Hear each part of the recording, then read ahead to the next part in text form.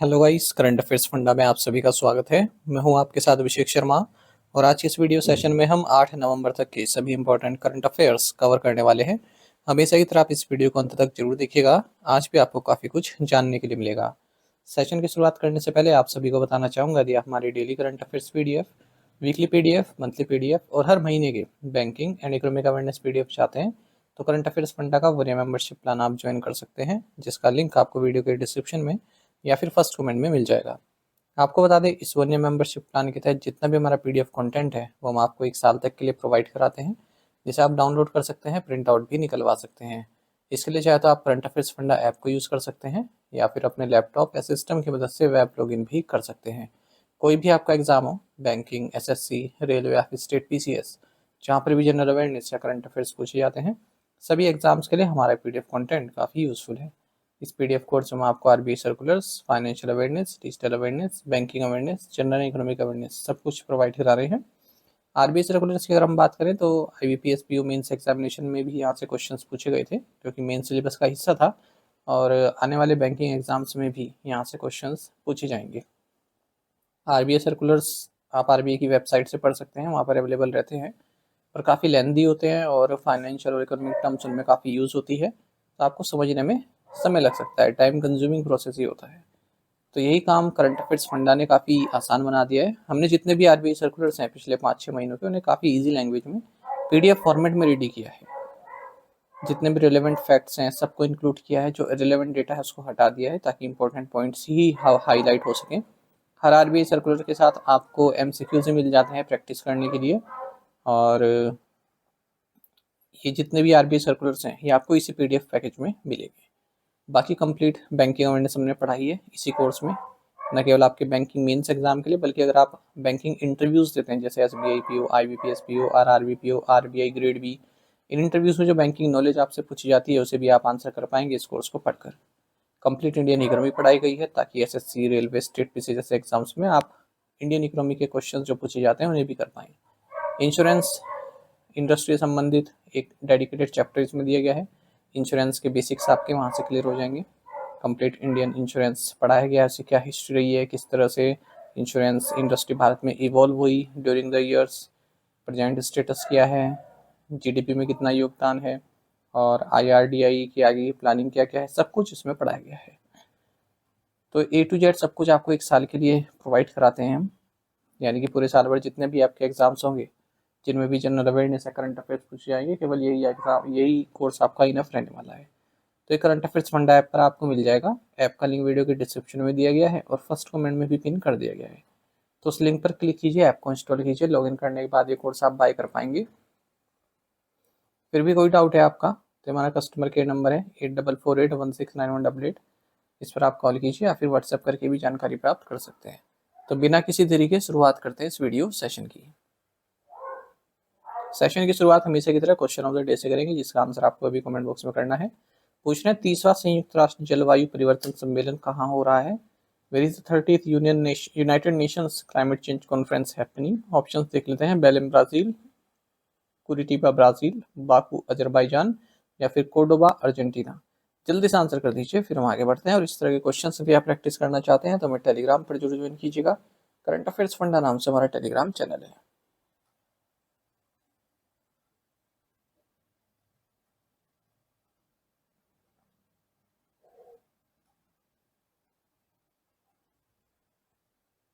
Where was the first biennial conference of BIMSTEC India Marine Research Network hosted?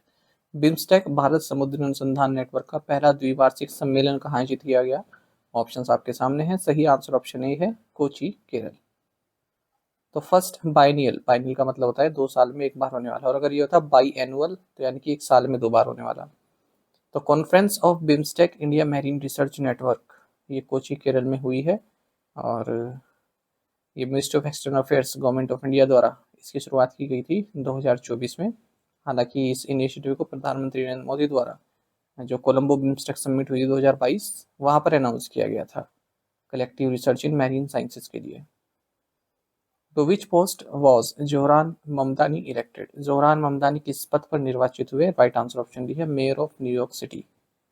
ये काफ़ी चर्चा में रहे जोहरान ममदानी, 34 साल के हैं और ये न्यूयॉर्क सिटी के फर्स्ट मुस्लिम और साउथ एशियन ओरिजिन मेयर बनने वाले हैं, मतलब जीत चुके हैं, इलेक्शन बन जाएंगे। और यंगेस्ट हैं इस पोस्ट पर 1917 के बाद से, 34 साल ही हैं। आपको बता दें कंपाला युगांडा में इनका जन्म हुआ था। महमूद ममदानी और मीरा नायर इनके पेरेंट्स हैं, दोनों ही इंडियन डिसेंट हैं, भारतीय मूल के हैं। Which country has successfully tested a new atomic-powered and nuclear-capable underwater drone called Poseidon? किस देश ने पोसाइडॉन नामक एक नए परमाणु संचालित और परमाणु सक्षम अंडर वाटर ड्रोन का सफलतापूर्वक परीक्षण किया है? राइट आंसर ऑप्शन बी है रशिया। तो रशिया ने एक नया atomic powered and nuclear capable under water drone test किया है, जिसका नाम है पोसेइडॉन। इससे पहले हमने देखा था कि रशिया ने बोरेवेस्तिन एक न्यूक्लियर पावर क्रूज मिसाइल का भी सक्सेसफुल टेस्ट किया था। Who has won an 8th term as the president of Cameroon? Cameroon के राष्ट्रपति के रूप में 8वीं बार किसने जीत हासिल की है? राइट आंसर ऑप्शन है पॉल बिया। तो कैमरून के 92 साल के प्रेसिडेंट, इन्होंने अपना फिर से 8th टर्म जीत लिया है और इनका नाम है पॉल बिया। ये वर्ल्ड के oldest head of the state है, 92 साल के, और सेकंड लॉन्गेस्ट रूलिंग प्रेसिडेंट है अफ्रीका में। कैमरून की कैपिटल याओंडे है। Who inaugurated the TICON Delhi NCR conference on the theme India's Deep Tech Movement from Digital Leadership to Technological Sovereignty? Bharat का deep tech क्षण डिजिटल नेतृत्व से तकनीकी संप्रभुता तक विषय पर टाइकॉन दिल्ली एनसीआर सम्मेलन का उद्घाटन किसने किया? राइट आंसर ऑप्शन ए है पीयूष गोयल। तो union minister of commerce and industry Piyush Goyal, इन्होंने TiECon Delhi NCR the Indus entrepreneurs conference को इनोग्रेट किया है, जिसका थीम रहा India deep tech movement from digital leadership to technological sovereignty. तो इस दौरान इन्होंने 1 लाख करोड़ रुपए का जो अनुसंधान फंड, जिसे research development and innovation fund भी कह सकते हैं आप, इसका भी जिक्र किया, इसे लॉन्च किया गया है। यानी कि 12 बिलियन इन्वेस्टर के इक्विवेलेंट ये फंड है, और देश भर में रिसर्च को प्रमोट करने के लिए, इनोवेशन को प्रमोट करने के लिए, जो ट्रांसफॉर्मेटिव प्रोजेक्ट्स हैं उनके लॉन्ग टर्म फाइनेंसिंग के लिए इसको लॉन्च किया गया। Department of science and technology nodal ministry है इस research development and innovation fund के लिए। एक स्पेशल पर्पस फंड भी स्टेब्लिश किया जाएगा इसी अनुसंधान नेशनल रिसर्च फाउंडेशन के तहत। According to the RBI's 2024-25 foreign liabilities and assets census, which two countries together contributed over 1/3 of India's total FDI? RBI की 2024-25 विदेश देनदारियों और परिसंपत्तियों की जनगणना के अनुसार किन दो देशों ने मिलकर भारत के कुल FDI में 1/3 से अधिक का योगदान दिया है? राइट आंसर ऑप्शन बी है यूनाइटेड स्टेट्स एंड सिंगापुर। तो according to Reserve Bank of India's 2024-25 foreign liabilities and assets census, इसमें बताया गया है कि भारत के जो total foreign FDI, foreign direct investment जो भारत को प्राप्त हुआ है, उसमें यूनाइटेड स्टेट्स एंड सिंगापुर का ही 1/3 हिस्सा है, यानी कि 1/3 इन दोनों देशों से आया। 20% यूएस से, सिंगापुर से 14.3%। इसके बाद फिर मॉरिशस से, यूनाइटेड किंगडम से, द नीदरलैंड से। More than 75% of FDI reporting firms were foreign subsidiaries, foreign subsidiaries थी ज़्यादातर जिन्होंने FDI दिया है भारत में। मैन्युफैक्चरिंग में सबसे ज़्यादा FDI रिसीव हुआ है हमें 48.4%, उसके बाद फिर सर्विसेज में टोटल FDI हमारा 68.75 लाख करोड़ रुपीस रहा है 2024-25 में, जबकि 23-24 में 61.88 लाख करोड़ रुपीस था, यानी कि एनुअल ग्रोथ 11.1% ही रही है। आउटवर्ड एक्सपेंशन की अगर हम बात करें तो जो आउटवर्ड डायरेक्ट इन्वेस्टमेंट है, यानी कि जो यहाँ से बाहर जा रहा है पैसा, उसका है 11.66 लाख करोड़ रुपीस की वैल्यू रही है। कहाँ पर जा रहा है? सिंगापुर में, US में, UK में, नीदरलैंड्स में। Where is BPCL's upcoming greenfield refinery and petrochemical complex propose to be developed? BPCL की आगामी ग्रीनफील्ड रिफाइनरी और पेट्रोकेमिकल कॉम्प्लेक्स को कहाँ विकसित करने का प्रस्ताव है? राइट आंसर ऑप्शन सी है Ramayapatnam port. Bharat petroleum corporation limited ने 3 मेमोरेंडम ऑफ अंडरस्टैंडिंग साइन किए हैं। एक तो ऑयल इंडिया लिमिटेड के साथ, दूसरा नुमालीगढ़ रिफाइनरी लिमिटेड के साथ, तीसरा fertilisers and chemicals Travancore limited के साथ। तो इसका मकसद है जो रामायणपट्टनम पोर्ट है, नेल्लोर डिस्ट्रिक्ट, आंध्र प्रदेश, यहाँ पर greenfield refinery and petrochemical complex को डेवलप करना। 9 to 12 million metric tons per annum की यहाँ पर प्रोडक्शन कैपेसिटी रहने वाली है। मतलब रिफाइनिंग कैपेसिटी रहने वाली है। What recent status was assigned to NTPC Green Energy Limited by the Government of India? Bharat सरकार द्वारा NTPC Green Energy Limited को हाल ही में क्या दर्जा दिया गया है? राइट आंसर ऑप्शन डी है शेड्यूल ए CPSC। NTPC green energy limited जो कि होली ओन सब्सिडरी है NTPC लिमिटेड की, इसे शेड्यूल ए सेंट्रल पब्लिक सेक्टर एंटरप्राइजेस का दर्जा दिया गया है गवर्नमेंट ऑफ इंडिया के द्वारा। इसका हेडक्वार्टर्स ग्रेटर नोएडा उत्तर प्रदेश में है।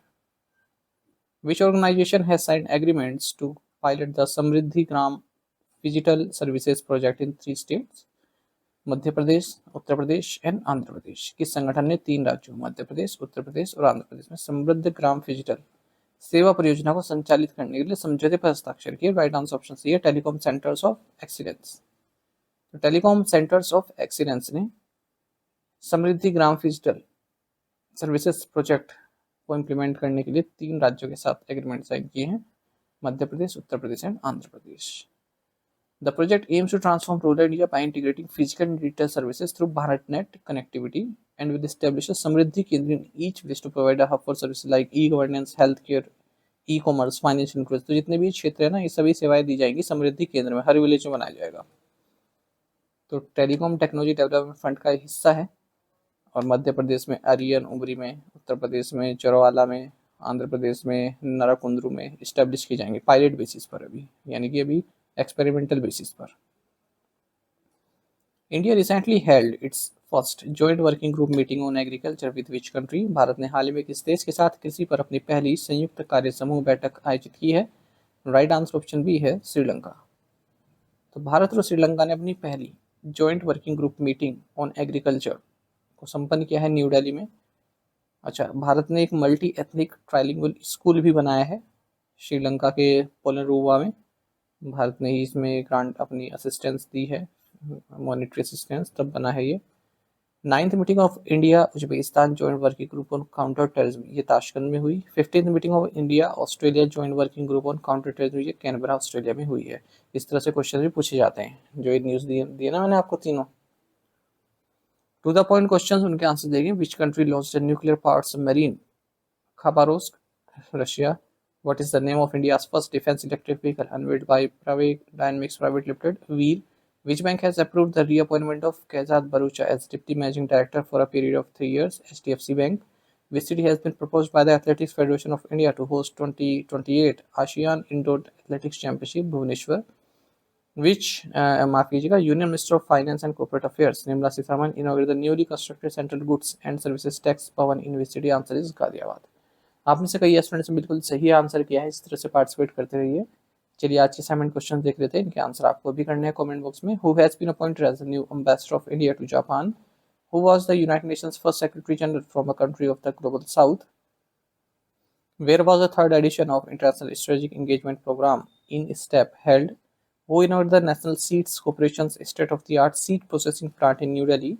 Which state announced the creation of its 76th district, Kalyan Singh Nagar, named in honor of former Chief Minister Kalyan Singh, by merging parts of Aligarh and Bulandshahr districts? इन पांचों questions के answer आपको comment box में करने हैं। यदि question का answer भी आता है वो भी आप हमें अवश्य बताइएगा। ज़्यादा से ज़्यादा संख्या में आप पार्टिसिपेट करने की कोशिश क्या कीजिए, यही आपसे रिक्वेस्ट रहती है। बाकी आप हमें टेलीग्राम पर जरूर ज्वाइन कर लीजिए। करंट अफेयर्स फंडा नाम से हमारा टेलीग्राम चैनल है, यहाँ पर हम रेगुलर वीडियो अपडेट्स और करंट क्यूज आप सभी के लिए डालते रहते हैं। साथ ही डिस्कशन ग्रुप में आप किसी भी क्वेश्चन का सोल्यूशन पा सकते हैं और जो छोटी छोटी इमेजेस होती है ना किसी करंट अफेयर से संबंधित, वो भी शेयर करते रहते हैं, तो उन्हें आप अपनी फ़ोन की गैलरी में सेव कर सकते हैं, है ना। जब एग्ज़ाम हो तो आप क्विक रिवीजन वहाँ से कर सकते हैं।